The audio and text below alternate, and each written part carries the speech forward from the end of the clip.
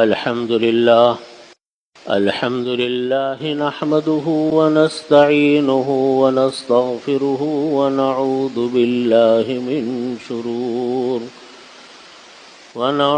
بالله من شرور أنفسنا ومن سيئات أعمالنا.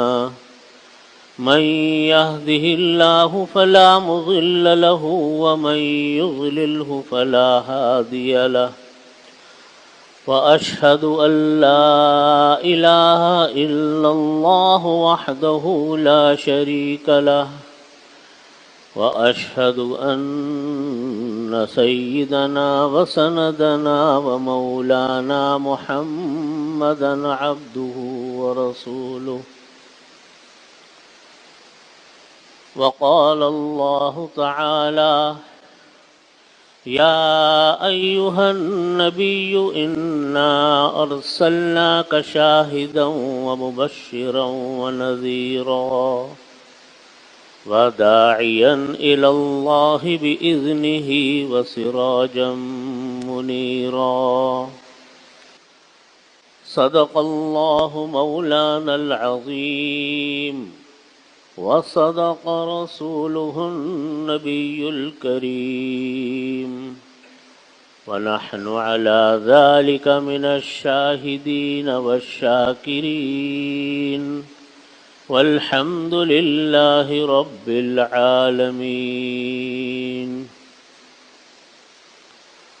بزرگان محترم، برادران عزیز، ماہ ربیع الاول چل رہا ہے اور نبی کریم صلی اللہ علیہ وسلم کی سیرت طیبہ کا بیان، آپ کی سیرت طیبہ کا احوال اور اس کی گونج پوری دنیا، پورے عالم میں ہے. نبی کریم صلی اللہ علیہ وسلم کی ذات گرامی یقیناً اس چیز کی متقاضی ہے کہ آپ صلی اللہ علیہ وسلم کی سیرت کا بیان ہر جگہ ہو، تاکہ ہماری زندگیوں میں نبی کریم صلی اللہ علیہ وسلم کی سیرت کو اپنانے کی فکر پیدا ہو، آپ کی سنتوں کی اتباع ہمارے دلوں میں اس کی خواہش پیدا ہو. نبی پاک صلی اللہ علیہ وسلم کی ذات گرامی ایک ایسی جامع شخصیت تھی جس میں اللہ رب العزت نے وہ تمام خصوصیات رکھ دی تھی جو ایک کامل اور مکمل انسان میں ہوتی ہیں. یا یوں کہیے کہ جتنے انبیاء اکرام علیہ الصلاۃ والسلام دنیا میں آئے، ان تمام انبیاء اکرام کی جتنی خصوصیات تھیں وہ ساری خصوصیات اللہ نے نبی کریم صلی اللہ علیہ وسلم کی ذات گرامی میں جمع کر دی تھی. حقیقت بھی یہ ہے کہ ہدایت اور ہدایت کے ساتھ ساتھ زندگی کا وہ نمونہ جس کے اثرات مرنے کے بعد بھی لوگوں کے لیے ہدایت کا ذریعہ ہوتے ہیں، وہ صرف اور صرف انبیاء اکرام علیہ الصلاۃ والسلام کی ذات اور ان کے پیروکار جتنے بھی ہیں ان کی ذات ایسی ہوتی ہے کہ دنیا میں بھی رہنمائی کا ذریعہ ہوتی ہے اور ان کے جانے کے بعد بھی رہنمائی کا ذریعہ چلتی رہتی ہے. جتنے انبیاء کرام آئے، لیکن اتنی بات ہے کہ دیگر جتنے انبیاء کرام علیہ الصلاۃ والسلام آئے سب نبی برحق تھے، سب کی شریعت، سب کی تعلیمات برحق تھی اپنے اپنے وقتوں میں. لیکن ایک مخصوص وقت کے لیے تھی. وہ وقت پورا ہو گیا، وہ شریعت بھی منسوخ ہو گئی، شریعت موسوی منسوخ ہو گئی، شریعت عیسوی منسوخ ہو گئی، اور دیگر انبیاء کرام علیہ الصلاۃ والسلام کی شریعت منسوخ ہو گئی. لیکن نبی کریم صلی اللہ علیہ وسلم جب دنیا میں تشریف لائے تو آپ نبی آخر الزماں، آپ کے اوپر اب نبوت ختم، نبوت کا اختتام، اب قیامت تک کوئی نبی نہیں آ سکتا. اس کا اعلان اللہ تعالیٰ نے قرآن پاک میں کر دیا. ما کان محمد ابا احد ولکن رسول اللہ وخاتم النبیین. ما کان محمد ابا احد من رجالکم ولکن رسول اللہ وخاتم النبیین. بالکل اعلان عام ہو گیا. اس کا مطلب کیا ہوا کہ اب جو شریعت ہے، جو نبی ہیں، ان کی جو تعلیمات ہیں، اب وہ قیامت تک چلے گی. کوئی دوسرا نبی کوئی شریعت لے کر نہیں آ سکتا. نہ کوئی دنیا میں ایسا مائی کا لال پیدا ہوا جو نبی کریم صلی اللہ علیہ وسلم کی شریعت کا راستہ روک دے. نبی کریم صلی اللہ علیہ وسلم کی حیات سے لے کر آج تک، آج کے بعد سے قیامت تک، دنیا میں بڑے بڑے لوگ آئے جنہوں نے دین اسلام کو مٹانے کی کوشش کی، نبی کریم صلی اللہ علیہ وسلم کو مٹانے کی کوشش کی، صحابہ کرام کو مارنے کی کوشش کی. جنگیں بھی ہوئیں، فتوحات بھی ہوئیں، شکستیں بھی ہوئیں، سازشیں بھی ہوئیں، لیکن آج تک کوئی اس دین اسلام کو مٹا نہیں سکا، نہ مٹا سکے گا انشاءاللہ. یہ قیامت تک کے لیے ہے، قیامت تک اس کے انوارات پھیلتے رہیں گے. جب اللہ کا حکم ہوگا قرب قیامت میں اور یہ دین اٹھا لیا جائے گا، قرآن اٹھا لیا جائے گا، وہ ایک اپنے وقت مقررہ پر اللہ کے حکم سے ہوگا، دنیا کے کسی انسان کی طاقت سے نہیں ہو سکتا. کوئی دنیا کی طاقت اس کو نہیں مٹا سکتا. دنیا میں بڑے بڑے لوگ آئے. آپ آدم علیہ السلام سے لے کر اب تک کی وقت تاریخ اٹھا لو. آپ فرعون، نمرود، حامان، کون کون نہیں آئے. بڑے بڑے سلاطین گزرے، ایک سے ایک جابر بادشاہ گزرا. بڑے بڑے مالدار لوگ دنیا میں آئے، ان کی مال و دولت کے ڈنکے دنیا میں چرچے تھے اس کے. جیسے قارون کے خزانوں کے چرچے تھے، فرعون کے خزانے کے چرچے تھے. بڑے بڑے بادشاہ گئے، کر و فر والے لوگ آئے، بڑے بڑے ذہین لوگ دنیا میں آئے جن کا نام آج ہم ہزاروں سال بعد بھی لیتے ہیں. جیسے فرعون، جیسے افلاطون ہے، ارسطو ہے، بقراط ہے، سقراط ہے. یہ یونان کے بڑے بڑے فلاسفر جن کا نام آج تک ہم لوگ لیتے ہیں. لیکن یہ بڑے بڑے لوگ اپنی دنیا میں بہت بڑے تھے. ان کے نام آج تک ہزاروں سال کے بعد بھی ہم لوگ سنتے ہیں، تاریخوں میں محفوظ ہے. لیکن جب یہ لوگ دنیا سے گئے، اور جب تک دنیا میں تھے اور دنیا سے گئے، ان کے ذریعے سے کوئی زندگی کے رہنما اصول کسی کو نہیں ملے. ان کی تعلیمات تھیں، ان کے طور طریقے تھے، انہی کے ساتھ قبروں میں دفن ہو گئے. ہم جانتے تو ہیں کہ آج افلاطون یہ تھا، ارسطو یہ تھا، فلانا یہ تھا، قارون کے پاس اتنا خزانہ تھا، لیکن تھا وہ خود گیا تو اپنے ساتھ دنیا کی ہر چیز لے گیا. آج اگر کوئی ہم سے پوچھے کہ ان لوگوں کی زندگیوں سے ہمیں کیا رہنمائی ملی، تو صفر ہے، کوئی رہنمائی نہیں. دنیا میں مال و دولت کے اپنے کرتب دکھاتے رہے، دنیا میں اپنی ذہانت کے مظاہرے دکھاتے رہے. جو بڑے بڑے سلاطین گزرے اپنی طاقت کی چیزیں دکھاتے رہے، لیکن جب گئے تو گئے، ختم ہو گئے. کوئی آج ان کو پوچھنے والا نہیں ہے. قبرستان ایسے لوگوں سے بھرا پڑا ہے جو اپنے وقتوں میں بڑے مالدار تھے، اپنے وقتوں میں بڑے ذہین تھے، اپنے وقتوں میں بڑے حکمران تھے، بھرے پڑے ہیں. آج ان کو کوئی پوچھنے والا نہیں. فرعون کی لاش کو اللہ نے ہمیشہ کے لیے عبرت کا نمونہ بنا کے رکھا. آج بھی فرعون کی لاش مصر کے عجائب گھر میں دنیا بھر کی عبرت کا نمونہ ہے، رہے گی عبرت کا نمونہ. اللہ نے اس کو طاقت دے دی تو وہ سمجھا کہ یہ میرا کمال ہے، حالانکہ طاقتیں، قوتیں، دولتیں، منصب، عہدے، حسن و جمال، دنیا کی بے شمار چیزیں، یہ سب اللہ کی عطا ہوتی ہیں۔ دینے والا وہی اللہ ہے، لینے والا بھی اللہ ہے۔ وہ یوں کہتا تھا کہ انا ربکم الاعلی، میں تمہارا رب ہوں۔ اس کو سننا ہی گوارا نہیں ہوتا تھا کہ میرے علاوہ بھی کوئی دنیا میں بڑا ہو سکتا ہے۔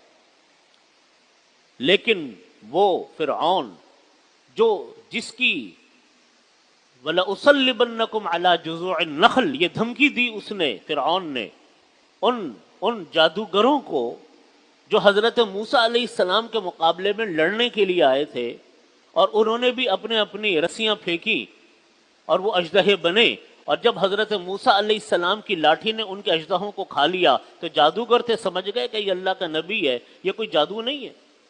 ان سارے جادوگروں نے ایمان قبول کر لیا۔ فرعون نے کہا کہ میں تم لوگوں کو سولی پہ لٹکا دوں گا، کھجور کی سولیوں پر۔ انہوں نے کہا کسی پہ بھی لٹکاؤ، ہم ایمان لا چکے، ہم نے اللہ کو پہچان لیا۔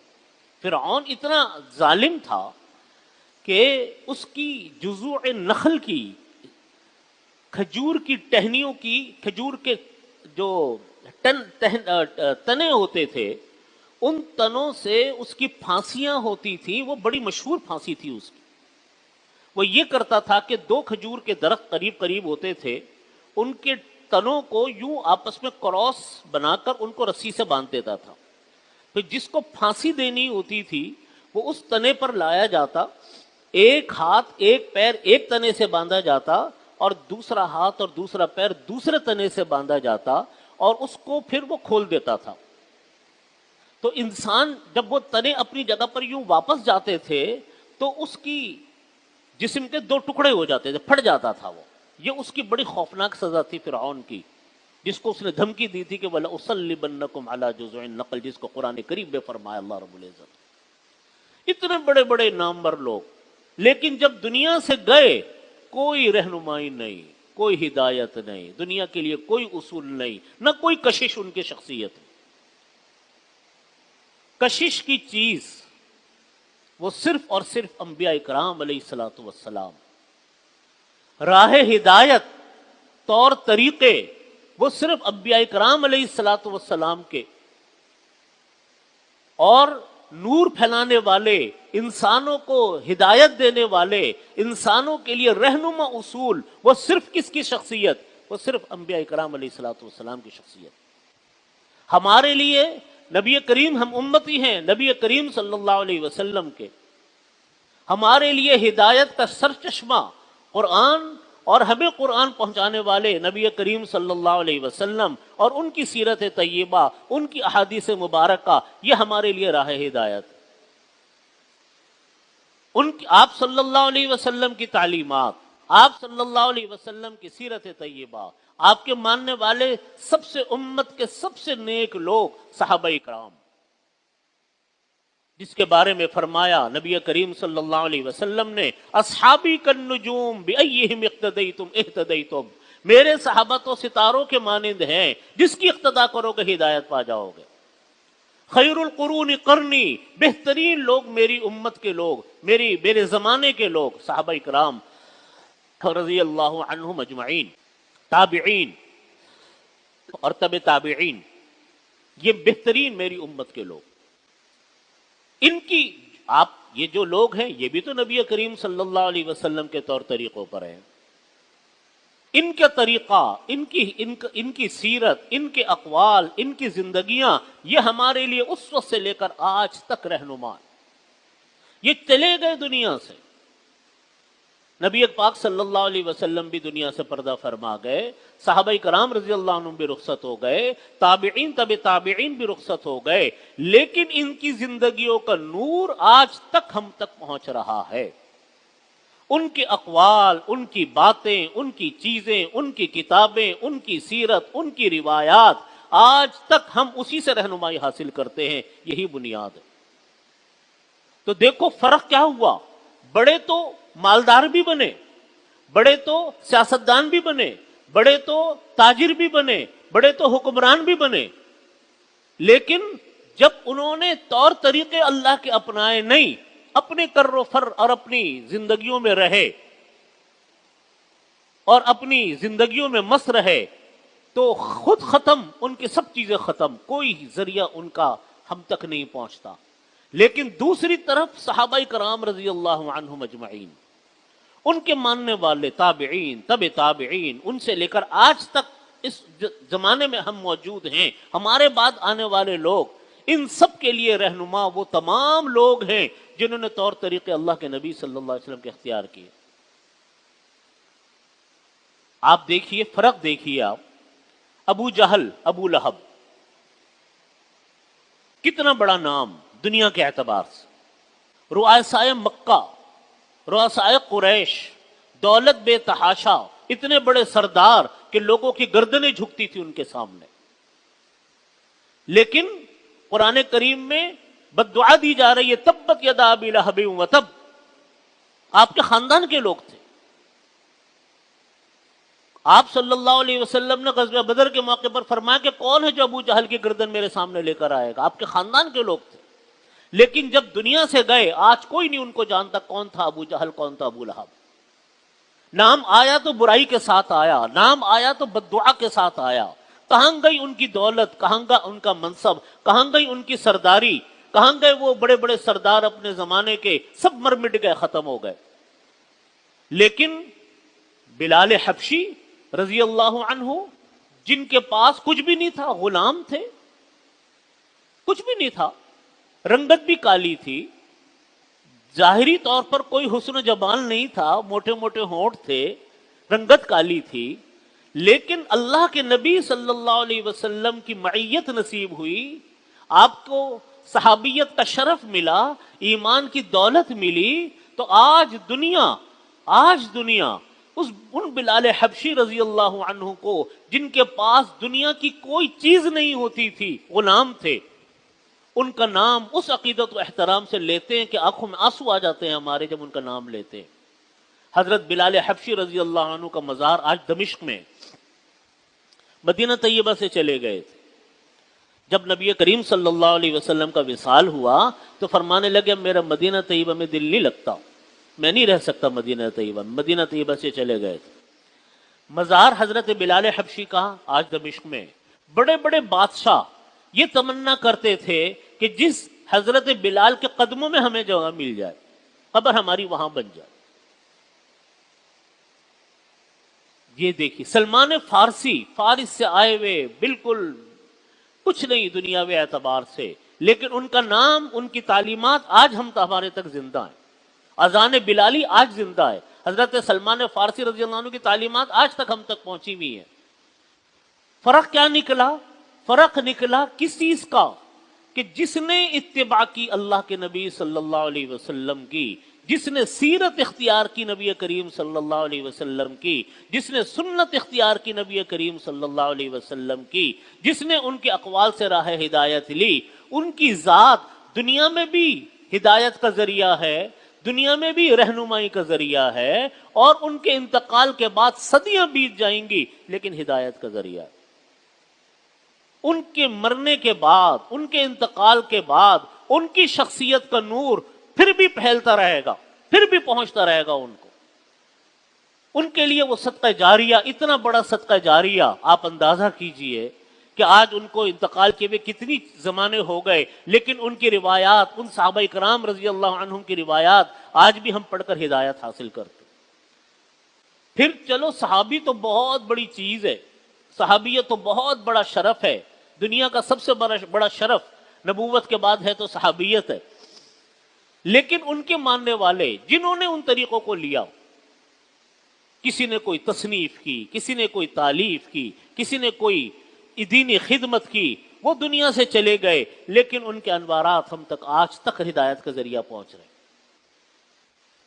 ہماری جتنی کتابیں پڑھائی جاتی ہیں حدیث شریف کی، بخاری ہے، ترمذی ہے، مسلم ہے، ابو داؤد شریف ہے، یہ ساری کتابیں ہمارے ہاں پڑھائی جاتی ہیں۔ ان کے مصنفین ہزار سال پہلے، 1200 سال پہلے انتقال کر گئے، لیکن جڑے اسی طریقے سے ہیں، جب اس طریقے سے جڑے تو دیکھ لو آج ان کو انتقال کیے ہوئے کتنا زمانہ ہو گیا، اور آپ دیکھو کہ اس کا سلسلہ، ہدایت کا سلسلہ آج بھی قائم و دائم ہے۔ کسی نے کوئی تفسیر لکھی، کسی نے کوئی تحریر لکھی، کسی نے کوئی کام ایسا کر چھوڑا جس کا فائدہ امت نے اٹھایا، وہ چلے گئے لیکن ان کا نور پھیلتا رہا۔ یہ فرق ہے دنیا کے بڑے لوگوں میں اور ان لوگوں میں جنہوں نے نبی کریم صلی اللہ علیہ وسلم کی سنتوں کو اپنایا۔ ہم آج 12 ربیع الاول کے حوالے سے اور ربیع الاول کے حوالے سے جلسے تو بہت کرتے ہیں، لیکن شاید ہی کسی کے دل میں یہ جذبہ موجود ہو کہ ہم نبی کریم صلی اللہ علیہ وسلم کی سنتوں کی پیروی کریں گے۔ ہم اپنے اندر اس بات کو تازہ کریں کہ ہم سنتیں سیکھیں تو صحیح، سنتیں پڑھیں تو صحیح، اور اس کو اپنائیں کیسے، اس کا جذبہ نہیں آتا ہمارے اندر جب تک یہ بات پیدا نہیں ہوگی کہ ہم طور طریقے اپنے بڑوں کے اپنائیں۔ تو یاد رکھیے، اگر دنیا کی کوئی چیز ہمارے پاس ہے، بڑی سے بڑی چیز ہے، تو وہ تو ہمارے ساتھ ختم ہو جانی ہے۔ دنیا میں ہم جو اس سے نفع اٹھا لیں، جو اس سے مزے لے لیں، لیکن صدقہ جاریہ وہ چیز بنے گی، وہ اسوہ بنے گا، وہ طور طریقہ بنے گا جو طور طریقے ہمارے صحابہ کرام رضی اللہ عنہم سے لے کر آج تک ہمارے تھے۔ کوئی دین کا کام، اسی لیے تو دیکھو ہمارے سارے بڑے یہ کوشش کرتے تھے کہ کوئی ایسا مرنے سے پہلے کام کر جائیں کہ کم از کم مرنے کے بعد ہمارے صدقہ جاریت کو قبر میں ثواب تو آتا رہے۔ کوئی کام ہم بھی تو ایسا کر لیں کہ ہمارے مرنے کے بعد ہمارا قبروں میں ہمارا ثواب تو آتا، نہ یہ کہ ہم ختم ہوئے تو ہمارا کام سلسلہ ہی ختم ہو گیا، اب قبر میں ثواب آنے کا کوئی ذریعہ نہیں۔ نبی کریم صلی اللہ علیہ وسلم نے ہمیں فرمایا کہ 3 چیزیں ایسی ہیں کہ مرنے کے بعد اس کا ثواب انسان کے قبر میں پہنچتا رہتا ہے، ورنہ اعمال کا سلسلہ ختم، موت آئی سب ختم، لیکن 3 چیزوں کا ثواب جاتا ہے قبر میں۔ نمبر 1، کوئی صدقہ جاریہ کر چھوڑا، مسجد بنا دی، درخت لگا دیے، کنویں کھدوا دیے، ہسپتال بنا دیا، کوئی ایسا کام کیا جو انسانیت کے نفع کے لیے، جب تک دنیا اس سے نفع اٹھائے گی، کوئی تصنیف وغیرہ کر چھوڑی، اس کا ثواب اس کو جاتا رہے۔ نمبر 2، کوئی ایسا علمی کارنامہ کر چھوڑا جس سے دنیا نفع اٹھا رہی۔ ہمارا دارالعلوم ہے، یہ ہمارے مفتی شفیع صاحب رحمۃ اللہ علیہ نے قائم فرمایا۔ حضرت تو بنائے چلے گئے دنیا سے، لیکن آج یہ ادارہ موجود آپ کے سامنے ہے، ہزاروں بچے، ہزاروں لڑکے لڑکیاں اس ادارے میں تعلیم حاصل کرتے ہیں اور پھر یہاں سے نکل کر دنیا بھر میں دین کا کام کرتے ہیں۔ آج دنیا کا شاید ہی کوئی ملک ایسا ہو جہاں دارالعلوم کے پڑھے ہوئے لوگ آپ کو نہ ملے۔ ہر ملک میں جائیں تو کوئی نہ کوئی آپ کو نظر آتا ہے۔ یہ کتنا بڑا صدقہ جاریہ ہے۔ حضرت تو چلے گئے، لیکن یہ جو کام چھوڑ کر گئے، اس کا ثواب ان کی قبر میں کس طرح جا رہا ہوگا، آپ اندازہ تو کرو۔ کوئی تصنیف لکھ دی، کوئی کام ایسا کر لیا جو دنیا کے لیے نفع ہے، قبر میں ثواب جاتا رہے۔ تیسری چیز، اولاد، نیک اولاد جس نے چھوڑی، اس کی اولادیں مرنے کے بعد بھی جب تک دین کا کام کریں گی، نمازیں پڑھیں گی، ذکر کریں گی، فرائض و واجبات ادا کریں گی، اس کا ثواب اس کے والدین کو بھی جاتا رہے۔ تو دیکھیے، انسان کے لیے ایک وہ طریقے جو میں نے بتائے بڑے بڑے سلاطین و بادشاہ و مالداروں کے، وہ ختم، ان کا وجود ختم، اور ایک طریقہ انبیاء کرام کا، صحابہ کرام کا، تابعین و تبع تابعین کا، علماء صلحاء اور اولیاء کا، کہ آپ اس سلسلے سے جڑے رہیے تو انشاءاللہ زندگی بھر مرنے کے بعد بھی آپ کے لیے وہ اجر عظیم چلتا رہے گا۔ سب سے بڑی چیز میں آپ سے عرض کرتا ہوں، جس کی طرف ہم غافل ہیں وہ اپنی اولاد سے غافل ہے۔ ہمارے ہاں یہ تو فکر ہے بچوں لوگوں کو کہ ہماری اولاد کمانے کے قابل ہو جائے، مالدار بن جائے، فلاں ڈگری مل جائے، لیکن یہ فکر شاید کسی ماں باپ کو ہوگی، اللہ ماشاء اللہ، کہ میرے بچے کسی طریقے سے فرائض و واجبات کے عادی بن جائیں، میرے بچوں کو کلام پاک پڑھنا اچھا آ جائے۔ حضرت یعقوب علیہ الصلوۃ والسلام کا واقعہ قرآن کریم میں آیا. یوسف علیہ السلام جب غائب ہو گئے تو ایک طویل کتنے سالوں کے بعد جب بچے تھے ملے، گم ہوئے تھے، جب ملے تو وزیر خزانہ تھے اس وقت، بعد میں بادشاہ بنے مصر کے. قرآن کریم میں لمبا واقعہ آتا ہے.